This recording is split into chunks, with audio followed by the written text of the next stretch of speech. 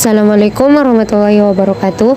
Perkenalkan, nama saya Nur Fadila Pratiwi dengan NIM 210201500003 dari program studi Pendidikan Teknik Bangunan.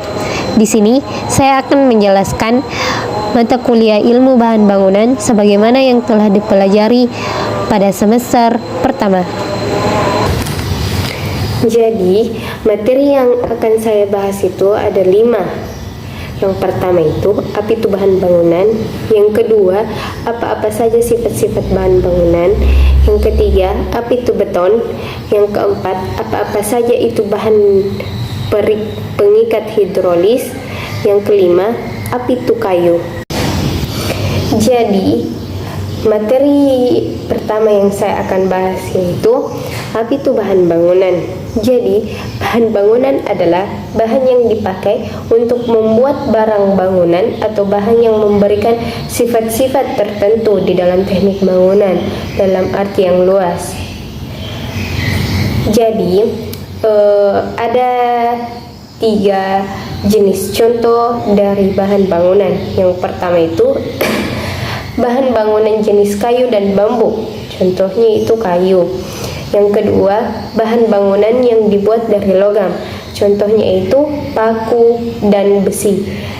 Dan yang terakhir yaitu bahan bangunan dari bahan galian. Contohnya itu batu kapur dan tanah liat. Materi yang kedua yang saya akan bahas yaitu apa-apa saja sifat-sifat bahan bangunan. Ada 4. Yang pertama itu sifat-sifat fisik, yang kedua itu sifat-sifat mekanis, yang ketiga itu sifat-sifat kimiawi, dan yang terakhir itu sifat-sifat khusus. Yang termasuk dari sifat-sifat fisik yaitu misalkan berat jenis, berat volume, kerapatan atau densitas atau biasa disebut dengan density, porositas, absorpsi air, softening koefisien, kering udara atau air drying, kadar air, permeabilitas terhadap air, dan permeabilitas terhadap gas. Baiklah, materi yang ketiga itu apa itu beton. Beton adalah suatu pencampuran bahan agregat kasar dan halus, semen dan air. Adapun sifat-sifat beton yaitu ada 3. Yang pertama itu workabilitas. Workabilitas yaitu tingkat kemudahan campuran untuk diaduk, diangkut, dituang, dan dipadatkan tanpa menimbulkan pemisahan bahan susunan pembentuk beton. Pengamatan workabilitas beton pada lapangan itu bisa dilakukan dengan cara slam test. Sedangkan pengamatan workabilitas pada mortar beton itu bisa dilakukan dengan cara pemeriksaan meja getar atau flow table. Yang kedua itu sifat dari beton yaitu bleeding. Bleeding itu pengeluaran air dari adukan beton yang disebabkan oleh pelepasan air dari fase semen. Dan yang terakhir itu ada segrasi.